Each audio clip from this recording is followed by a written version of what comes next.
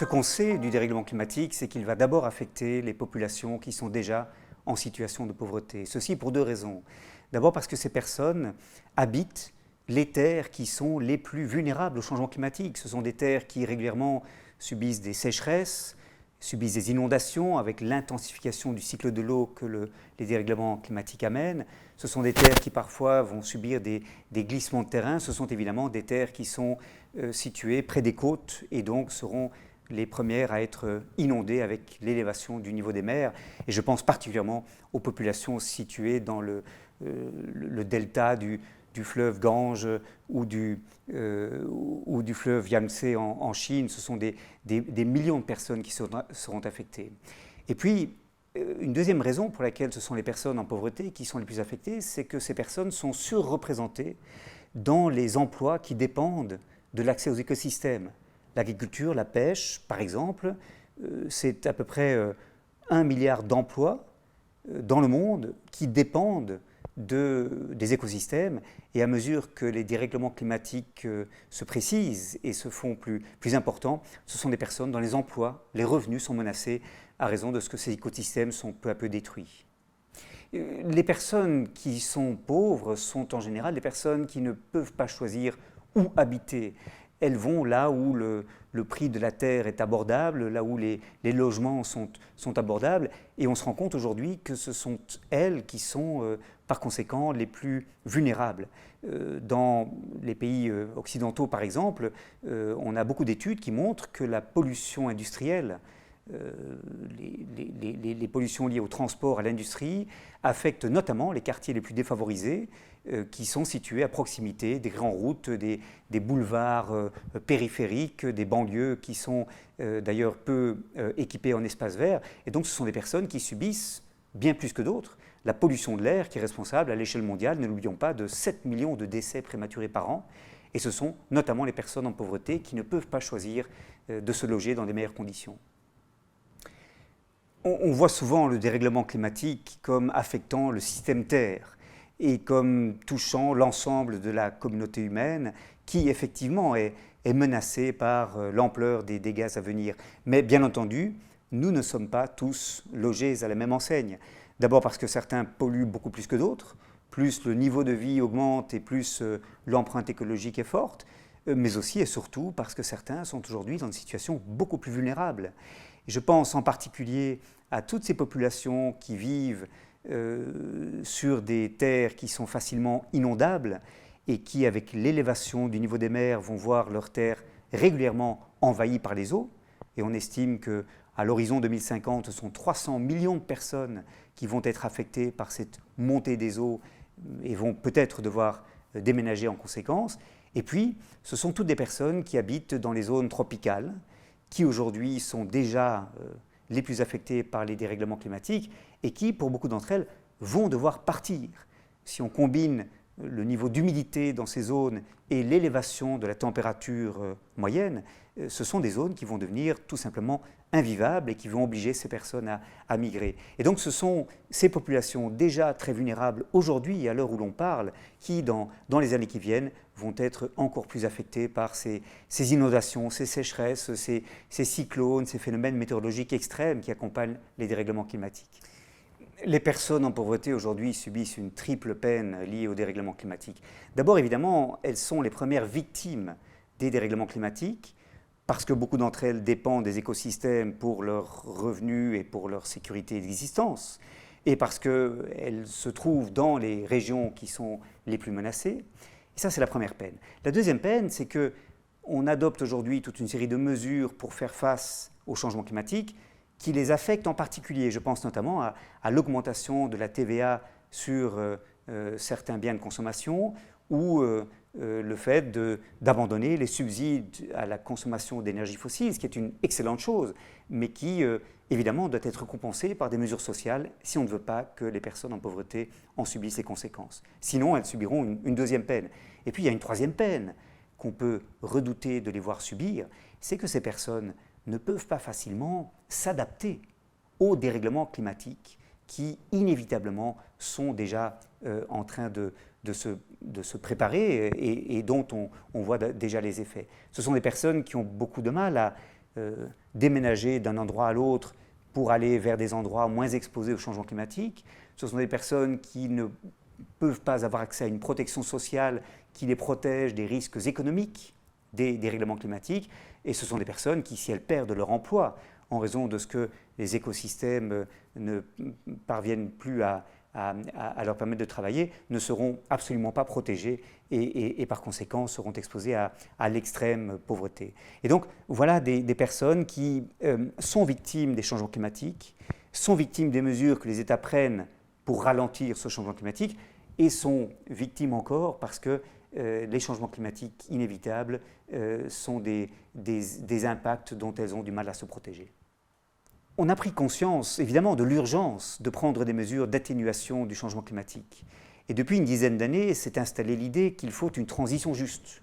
On veut dire par là qu'il faut compenser les travailleurs qui perdent leurs emplois dans les secteurs de l'économie qui doivent se transformer et qui doivent disparaître même pour les énergies fossiles pour faire face au changement climatique. On veut dire par là aussi qu'il faut aider les régions qui, par exemple, parce qu'elles exploitent le charbon, sont des régions qui vont être désindustrialisées ou qui vont devoir opérer une mue rapide pour faire face au changement climatique. Et ceci est très important, cette notion de transition juste. Mais cela n'est pas suffisant. Il faut en outre que l'on s'assure que les sacrifices qui sont imposés à la population soient équitablement répartis et que l'on se saisisse de la transition écologique pour que ceci puisse constituer une opportunité pour, notamment, les personnes qui vivent en pauvreté ou pour les ménages les plus précaires du point de vue socio-économique. Et je veux dire par là qu'il y a toute une série de mesures qui peuvent atténuer le changement climatique, réduire notre empreinte écologique, mais en même temps créer des emplois, notamment pour les personnes ayant des faibles niveaux de qualification, tout en permettant aux ménages précaires d'avoir accès à des services et biens à des prix abordables pour mener une vie décente. Et on peut identifier ces mesures que j'appelle à triple dividende. Par exemple, l'isolation des bâtiments, c'est une manière à la fois de réduire l'impact sur l'environnement des mesures, enfin, du chauffage des bâtiments. C'est aussi une manière de créer des emplois non délocalisables dans le secteur de la construction. Et c'est évidemment une manière de réduire la facture d'énergie des ménages qui habitent ces bâtiments qui seront mieux isolés. Pour prendre un deuxième exemple, si on investit dans les transports en commun, ça veut dire non seulement que l'on réduit la pollution qui résulte de l'utilisation de la voiture individuelle avec un moteur thermique, ça veut dire aussi que l'on crée des emplois pour la construction d'infrastructures pour les transports en commun et pour conduire les véhicules comme les bus, les trams ou les trains. Et ça veut dire aussi qu'on rend la mobilité abordable pour des ménages qui ne peuvent pas se permettre une voiture individuelle, mais qui doivent pouvoir se déplacer pour avoir accès à des emplois, à l'éducation ou à la culture. Et donc, ce sont ces mesures à triple dividende qu'on doit imaginer, qu'on doit identifier pour que l'atténuation du changement climatique ne se fasse pas au détriment de la justice sociale. Sinon, l'on risque de rencontrer des résistances, l'on risque de voir des oppositions se manifester à mesure que les États cherchent à aller vers une économie bas carbone, et ceci peut décourager les gouvernements d'avancer au rythme voulu. La séquence politique que la France a connue entre novembre 2018 et la fin de l'année 2020 est tout à fait remarquable. Novembre 2018, c'est le début du mouvement des Gilets jaunes, protestation contre des mesures imposées de manière très technocratique, consistant notamment à augmenter les assises sur le carburant. Et toutes les personnes qui vivent en périphérie des grandes villes, qui ont besoin de la voiture pour se déplacer, ont décidé qu'elles n'en pouvaient plus et qu'elles se sentaient au fond prises au piège, d'où les protestations massives, violentes des Gilets jaunes.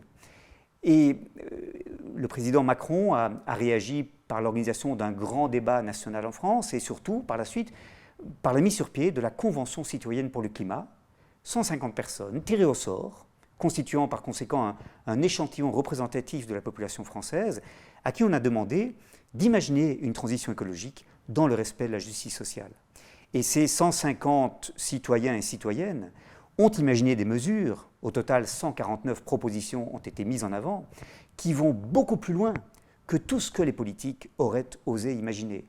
Non pas que ces personnes soient spécialement écolos, mais elles ont écouté les experts, elles ont lu les rapports, se sont donné le temps d'étudier les enjeux de la transition écologique et elles ont proposé des mesures qu'aucun gouvernement, soucieux de se faire réélire et de sa popularité auprès des votants et votantes, qu'aucun gouvernement, sans doute, n'aurait osé mettre en avant. Et donc, la conclusion que je tire pour ma part de cette séquence politique, c'est que plus on fait participer la population à l'identification des mesures d'accompagnement de la transition écologique, et plus non seulement ces mesures seront légitimes, acceptables du point de vue social, mais en plus, elles seront audacieuses, parce que les personnes informées comprennent l'urgence du changement climatique et comprennent qu'on peut prendre des mesures d'atténuation du changement climatique dans le respect de la justice sociale.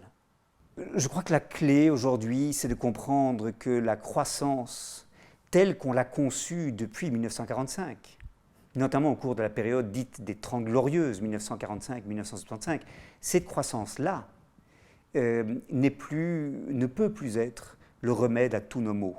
En fait, pendant toute cette période, y compris à partir de la crise économique du milieu des années 1970, on a pensé qu'il fallait augmenter la richesse produite par l'économie pour la redistribuer, un tiers allant aux actionnaires des entreprises, un tiers allant à l'État sous forme d'impôts, un tiers allant aux travailleurs sous forme d'augmentation des salaires.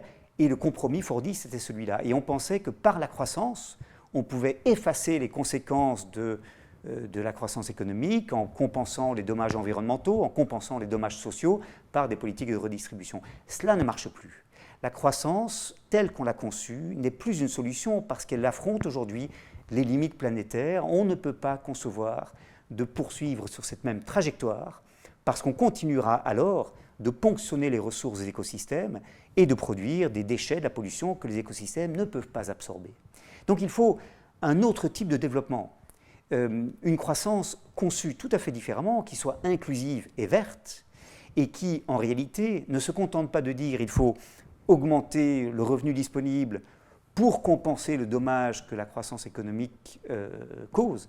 Il faut, dans la manière dont on conçoit le développement économique, intégrer d'emblée les dimensions écologiques et sociales. Et ça veut dire, par exemple, investir dans des technologies qui créent de l'emploi plutôt qu'elles n'en détruisent. Ça veut dire inventer des modèles d'entreprise, comme on le fait dans l'économie sociale et solidaire, qui incluent plutôt qu'ils n'excluent. Cela veut dire, évidemment, faire des choix technologiques qui permettent de progresser vers une économie circulaire qui recycle, absorbe ces déchets, transforme les déchets en intrants dans une démarche beaucoup plus circulaire ou cyclique que linéaire de la production industrielle. Tout cela est possible, mais ça demande une vision politique qui va au-delà de l'idée qu'on va croître l'économie d'abord, croître le PIB d'abord, et ensuite essayer de compenser les conséquences négatives qui en résultent. Il faut aujourd'hui un effort d'imagination pour concilier transition écologique et justice sociale. L'une et l'autre vont de pair et doivent aller de pair. Si on cherche à opérer la transition écologique sans souci de justice sociale, on va affronter des résistances, des oppositions.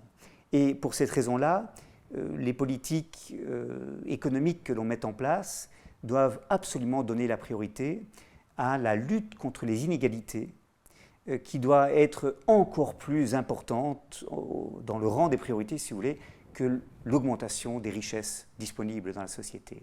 Pourquoi ? Parce que si on a une société qui est fortement inégalitaire, il faut beaucoup de croissance pour réduire la pauvreté. Et beaucoup de croissance, ça veut dire des impacts écologiques beaucoup plus importants. On va ponctionner davantage de ressources, on va produire davantage de déchets, de pollution que les écosystèmes ne peuvent pas absorber. Et donc, une société fortement inégalitaire qui tolère des inégalités, c'est une société qui est très mal outillée pour opérer une transition écologique dans la justice sociale. En outre, dans une société très inégalitaire, on va voir s'opposer les désirs des plus riches, des plus affluents, qui peuvent se permettre des modes de vie avec des impacts importants sur l'environnement, et les besoins élémentaires, essentiels des ménages précaires qui ont un pouvoir d'achat bien moindre.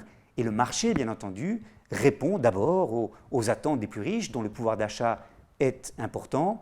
Le marché répond non pas aux besoins des plus pauvres, le marché répond à la demande exprimée en pouvoir d'achat des plus riches. Et donc, les ressources qu'une société a à sa disposition sont beaucoup moins bien utilisées dans une société fortement inégalitaire que dans une société relativement égalitaire où la distribution des revenus, si vous voulez, a la forme d'une olive plutôt que d'un sablier.